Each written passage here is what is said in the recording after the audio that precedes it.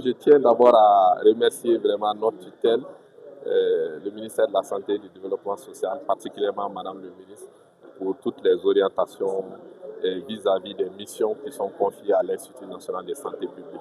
Alors notre mission principale, c'est vraiment d'assurer la veille sanitaire et la surveillance épidémiologique et aussi de faire la promotion de la recherche scientifique et technologique. Donc, nous avons des sous-missions, notamment la formation, la recherche, l'encadrement. Alors, l'année 2025 est une année qui a été particulièrement difficile, connaissant le contexte mondial en général et tenu par des crises. Le Mali aussi est particulièrement impacté. Et donc, des difficultés de mobilisation des ressources et aussi de couverture par rapport aux activités qui doivent être menées sur le terrain. Mais qu'à cela ne tienne, l'Institut est parvenu vraiment à mettre en œuvre beaucoup d'activités, surtout par rapport à la veille sanitaire.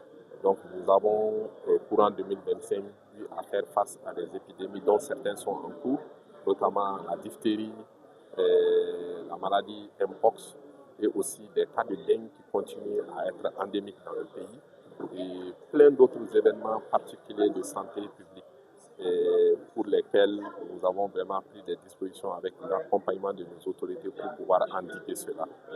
Alors, vis-à-vis de ces missions, l'analyse que nous avons faite de notre organisation et avec l'expertise de toutes les parties nous ont permis de proposer un certain nombre de réformes internes institutionnelles. Vous savez, l'Institut est une jeune institution qui a été créée en 2019 suite à la fusion de plusieurs institutions de surveillance et de recherche. Alors, afin d'être au maximum de notre opérationnalisation, nous avons proposé ces réformes institutionnelles qui vont davantage permettre de spécialiser certains départements, d'en créer d'autres pour que tout ce qu'il y a en termes de coordination, d'instruction, les assurer parfaitement dans le domaine de la recherche des urgences de santé et tout ce qu'il y a comme activité particulière spécialisée, comme par exemple le centre antipoison, les centres de biosécurité, des laboratoires spécialisés. Nous avons proposé aussi que ceci puisse être créé avec beaucoup plus de responsabilités pour nous permettre d'être très efficaces.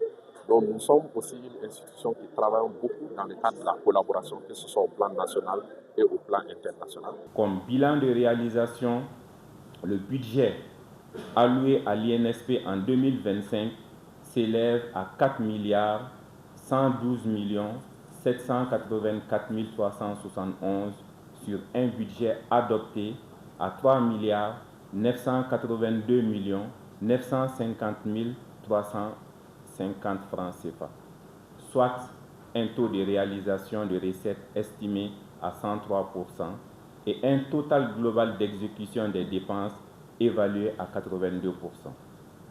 Pour cela, je félicite la direction et les travailleurs de l'INSP pour ces résultats fort appréciables.